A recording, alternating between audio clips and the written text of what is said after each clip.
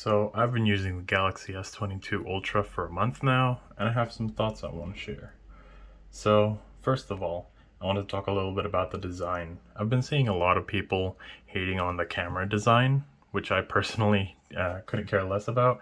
I genuinely prefer this look, and I understand other people who would prefer the old design of the S21. Now I can say also that the squared edges on the phone, a lot of people have hated on them being a bit too strong edged for the hand. Personally, I've been using Note phones for a really long time now, and I'm very used to it. And last but not least, I do want to say that aesthetics in the end are just personal opinion. So let me know what you think in the comments, but I personally love this design. Now let's talk about the screen.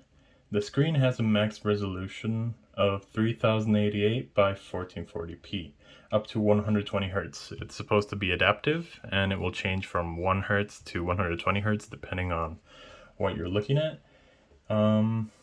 Supposedly it's supposed to save battery. I honestly don't really notice much of a difference.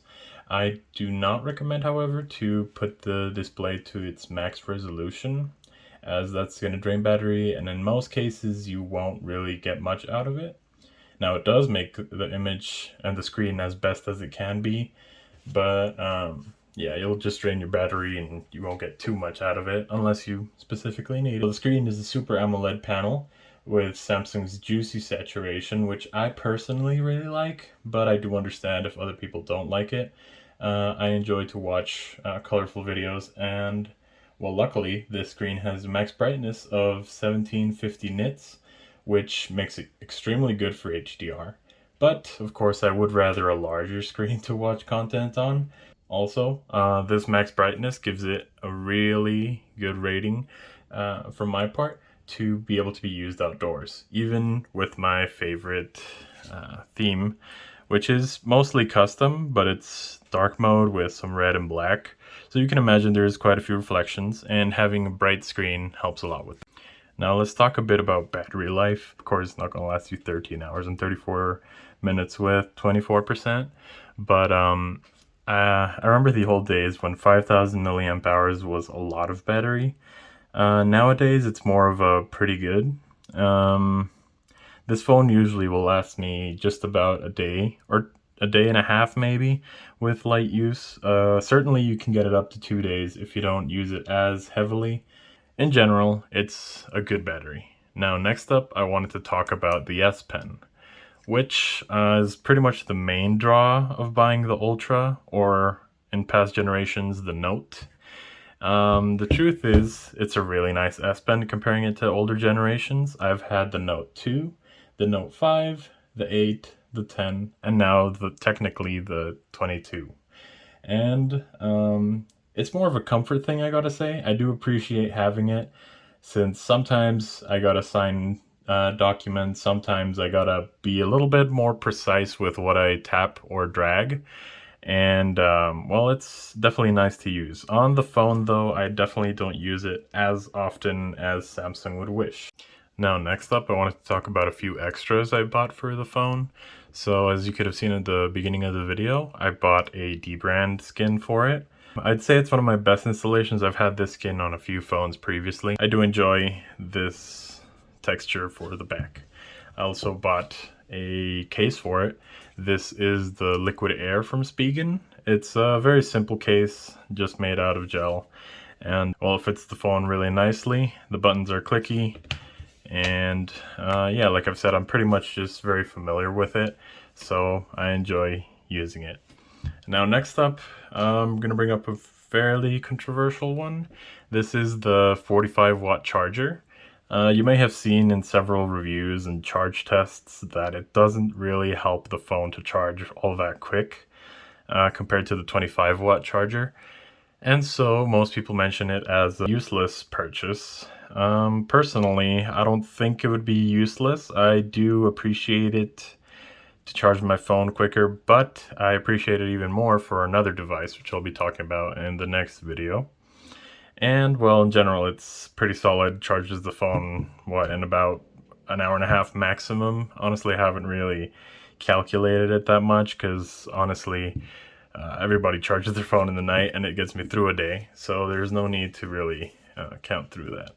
And next up, I also bought a wireless charger. Now, you could have, as you may have seen, I do have the Galaxy Watch 4, and well, this wireless charger from Samsung has a watch specified charger.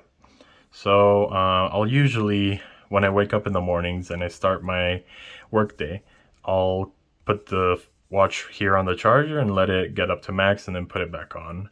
Now that is draining about 50% a day. I can make a video about the watch if you guys want me to, just let me know. Well, the phone, at the beginning I did the same, not using the wired charging, and I just put it here on the beginning of my workday and let it go to max. Well, it's just slower charging, and honestly I can just plug in my phone for maybe half an hour and it gets up to almost max battery. So I haven't really been using this part of the charger as much. Now I do want to talk a little bit about price. So the entry model for the S22 Ultra is pretty pricey, I must say. So the entry model is $1,200, which is, as I mentioned, pretty pricey. It is a really nice phone, I can say that much, but well, you got to think about it for sure. Luckily, as I pre-ordered the phone, I got an upgrade to the 256 gigabyte model. That is supposed to be $100 more, but I got it pretty much for free, so that was nice. And then the next upgrade after that would be the 512 gigabyte, which would be $1,400. And lastly, there's the 1 terabyte model, which I haven't seen in stock, so unfortunately I have no price on that one. Now, I did want to get a little bit into the controversy, aside from the charger, also about the game optimization service, which a lot of people have been hating on, and Samsung has placed public apologies and stuff at this point and are developing something to deactivate it. But basically the GOS, what it does is try to optimize your phone's performance so the battery lasts longer and it doesn't heat up as much. So it doesn't heat up in games, for example. That's the idea, at least. Well, what do I think about this? Well, I personally don't like it, especially because they do not use the game optimization service on benchmarking apps, which is pretty unfair because they'll let the chip run at its hottest and at its best for those metrics, but they won't allow it to run like that in games. So that did not seem fair to me either. However, I am not a mobile gamer, so this did not affect me at all, which I don't personally mind the creation of the game optimization service. Now, the next little bit of controversy that I heard was about the screen. So, there was, when it was announced, it was mentioned that the screen could go from 1 to 120 hertz, and so that was really nice because of battery savings. But later on it came to light that the phone could only range from 10 to 120. Now, I did see very thorough testing for the S22 and the S22 Plus, and it could only go down to about 10 hertz, which means it was not an LTPO plus panel, but just an LTPO. And so, well, it's a incorrect claim, and I do understand once again why people could get mad about that. And it isn't right from Samsung's side either. Now, what do I think about it? Well, personally, I don't really mind it. Like I mentioned, the phone gets me through a whole day of battery life, so it doesn't really bother me if it does or does not get to the 1 hertz that it's supposed to.